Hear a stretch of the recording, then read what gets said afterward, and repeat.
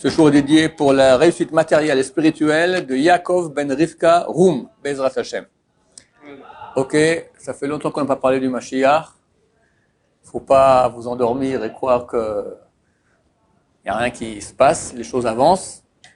Elle expliquer où on en est et qu'est-ce que nous pensons, bien que je rappelle que nous sommes que des aveugles, allons à tâtons, ne savons rien du tout, on n'est pas des prophètes, on n'a pas les textes, on essaie de voir. Bon, il y a quand même une chose qui se passe dans le monde, c'est que l'Iran, aujourd'hui on peut dire, a suffisamment d'uranium enrichi pour faire une bombe atomique. Néanmoins, l'ancien chef du Mossad, Yossi Cohen, a dit dernièrement qu'il offre encore beaucoup de temps pour avoir la bombe atomique elle-même. Est-ce que c'est vrai? Est-ce que c'est une intox?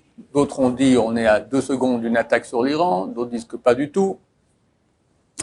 Je vais d'abord faire parler un peu des textes, c'est plus intéressant, plutôt que de faire des jeux politiques, on va parler un peu des textes. Nous sommes maintenant en 7e année, Shvit. Donc il y a un cycle de 7 années. La 7e année ici en Israël, c'est une année extrêmement sainte, où les travaux de la terre sont interdits, enfin on fait d'ailleurs une série de cours sur le sujet, et il y a une grande sainteté. Il y a des prières, tikkun léa, on fait tikkun léa, on fait pas tikkun rachel, ceux qui se lèvent au milieu de la nuit pour faire, etc., pleurer sur la shrina, donc on fait qu'une partie parce qu'il y a une très grande remontée de la shrina. Et voici que la Gemara, dans le traité Megillah, page 17b, donne pourquoi les raisons de l'ordre des brachot dans la Hamida, Shmona Esrei. D'accord? Shmona Esrei, c'est une 18, en fait il y a 19, parce qu'il y a certaines époques de l'histoire, lorsque les chrétiens commençaient à faire coucou. Alors on a rajouté encore une bénédiction en plus pour demander que Dieu fasse que ne nous embête pas trop. D'accord? Pour être gentil. Alors, il y a en fait 19 brachot, on appelle cette fila Shmona Esrei. Pourquoi est-ce qu'on a d'abord Avot, après Mechayam Metim, après Akel Akadosh, etc. Donc la Gemara, traité Megillah, page 17, elle va expliquer pourquoi. Et là, la 7e brachot, qui est Baruch Hashem, Goël Israël, béni soit-il l'Éternel, qui sauve Israël, qui amène la rédemption à Israël, la Géoula qu'on attend, d'accord, la rédemption. Pourquoi est-elle placée en 7e position dans la Hamida? Répond la Gemara, parce que la Géoula aura lieu une 7e année. Nous sommes en 7e année. Depuis 41 jours, nous sommes en 7e année. D'accord? Pour encore 11 mois et demi. Cette année, il y aura 13 mois. D'accord? Donc cette année, la Géoula doit venir. Demande la Gemara, comment tu me dis une chose pareille? On a un autre enseignement qui nous dit... La 6e année, il y a des voix. C'est quoi des voix? Des voix comme quoi le Mashiach doit venir. 6e année, c'est l'année passée. Je crois qu'il n'y a pas un seul rabbin au monde qui n'a pas dit Mashiach, il arrive. Un temps, il y avait le rabbi de Chabad. Dans le monde francophone, dernièrement, c'est moi qui avais pris la place. J'ai commencé un peu à dire que Mashiach, il venait. On était les seuls fous. D'accord? Dès l'année passée, tout le monde a parlé de cela. D'accord? Même qui disait, le rabbin Harouche a dit, je ne parle jamais du Mashiach. Cette année, je vous dis, voilà, il arrive. D'accord? Et d'autres. Ce Shabbat-là, avant la prière, il y a un rabbin Litaï. C'est Ashkenaz très carré, d'accord? J'arrive à la fin de cette rachat pour prier Mincha, et il dit, Mashiach, il arrive. Dans la bouche d'un Litaï, c'est tout à fait anormal, d'accord? C'est fini, ça rend les gens, aujourd'hui, tout le monde en parle. Donc, on a colotte. On a déjà les voix comme quoi Mashiach, il vient. 7e année, toi, tu as dit que Mashiach, il vient, pour ça que la Géoula, c'est pour cela qu'on a mis la bracha Goël Israël en 7e position. C'est faux. C'est marqué, 7e année, il y a des guerres. Et seulement en sortant de 7e année, Ben David le fils de David, donc le Mashiach, il vient, donc c'est pas 7e année, c'est en 8e année. C'est quand on sort de la 7e année que Mashiach, il vient. Répond la Gemara, Milchama nami al-Khalta de Géoula. La guerre, c'est déjà le début de la Géoula. Donc, si cette Gemara se réalise, on n'est pas prophète.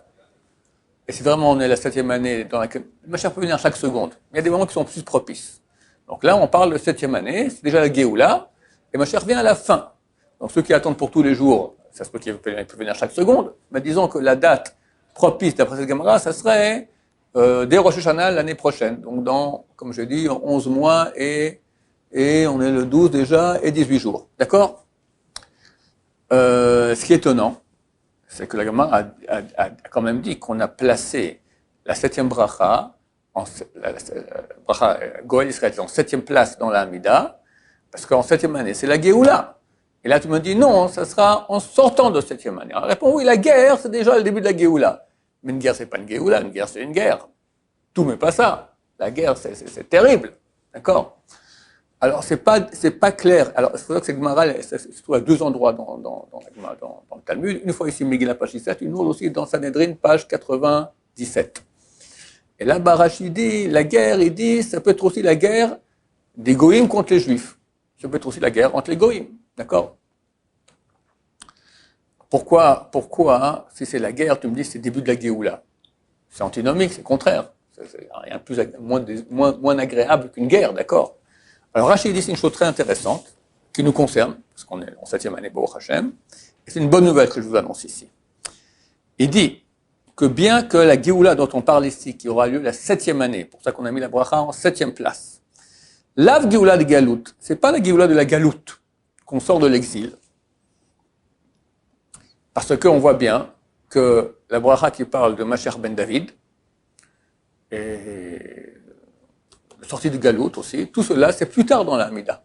Sortons de la Galout, Kapsenu Me'arba Kanfot Haaretz, après tu as Baruch Hashem, Bonei Yerushalayim, Baruch Hashem, Tzemaret Zavdecha Me'atasma, Baruch Hashem, Asmech Yeshua, toutes ces choses-là qui sont beaucoup plus tard dans la Hamida.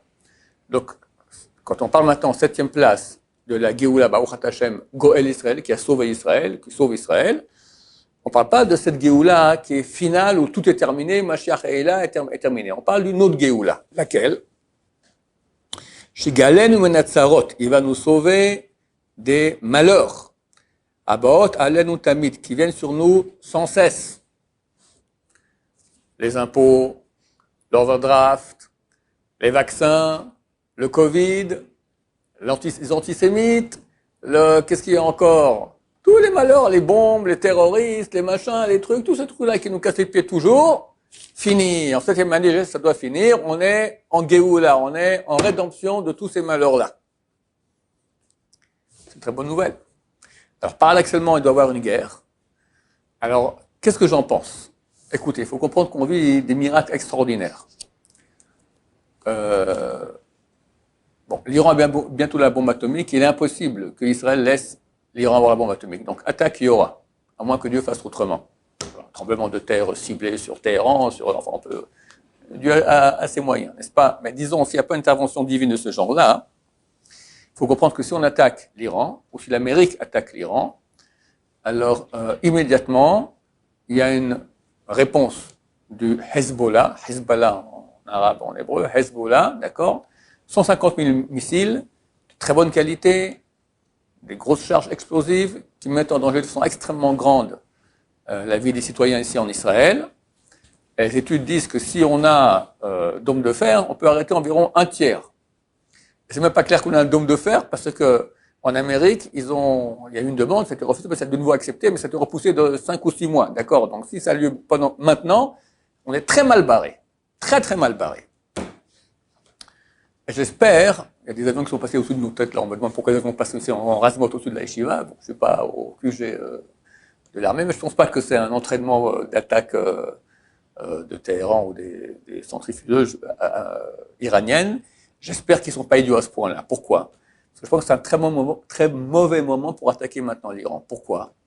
Parce que on est en train, si Hachem, si nos prières ont aidé, et si Hachem a beaucoup de miséricorde et nous aime tellement, je pense qu'il est en train de faire une chose extraordinaire. Le danger du Hezbollah, il est énorme.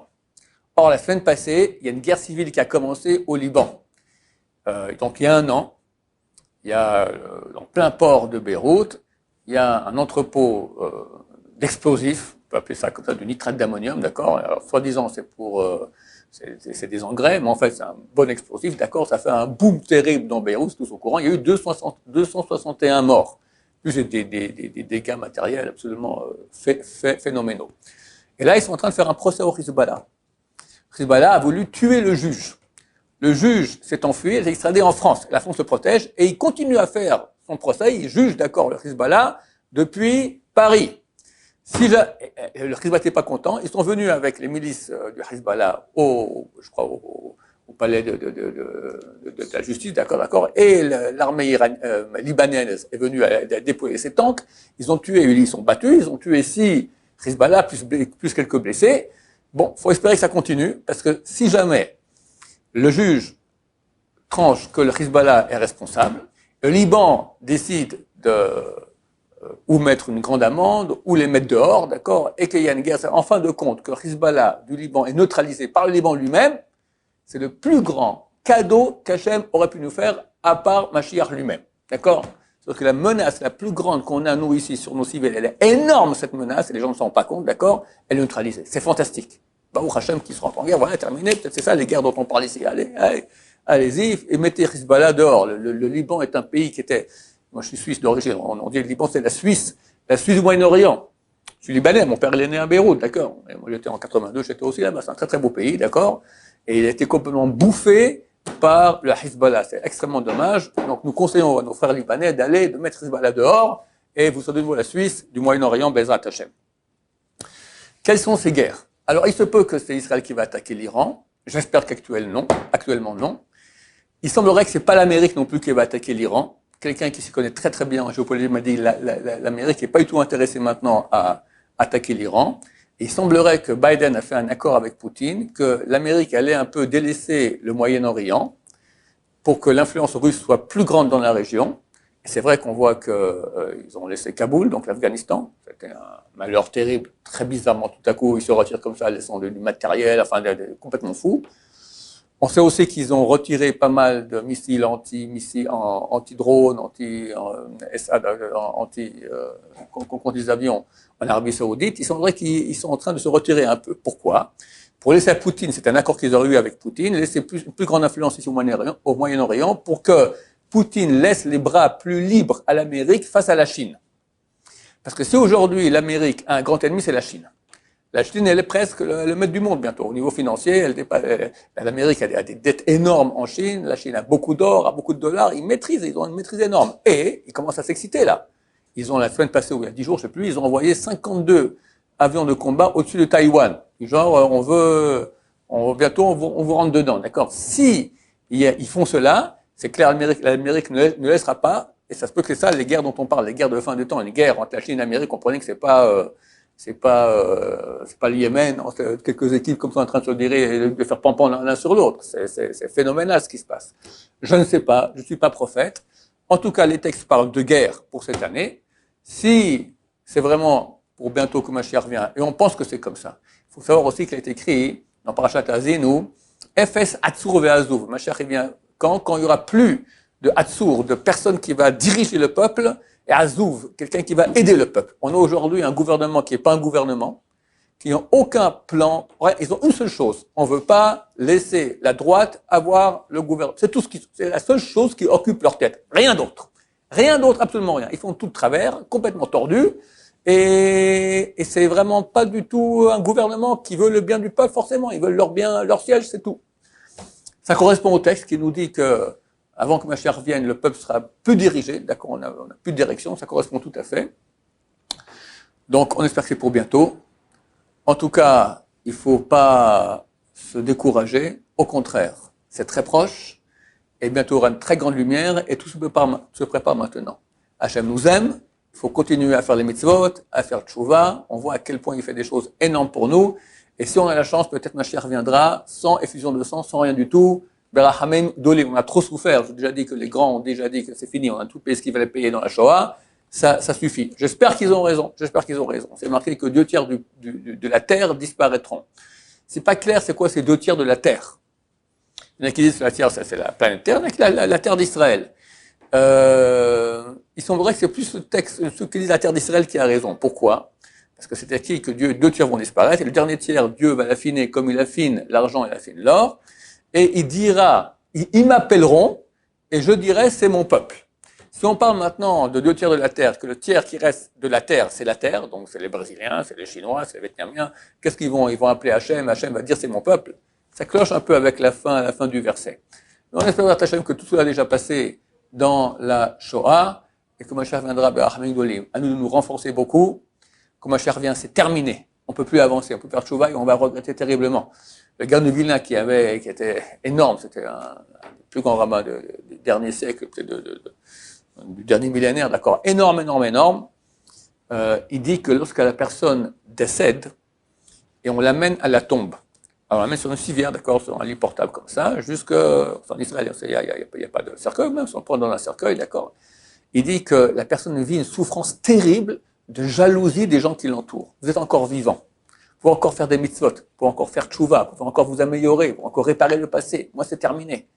On ne vit plus, terminé. Tout est réglé. Comme un chervin, c'est comme ça.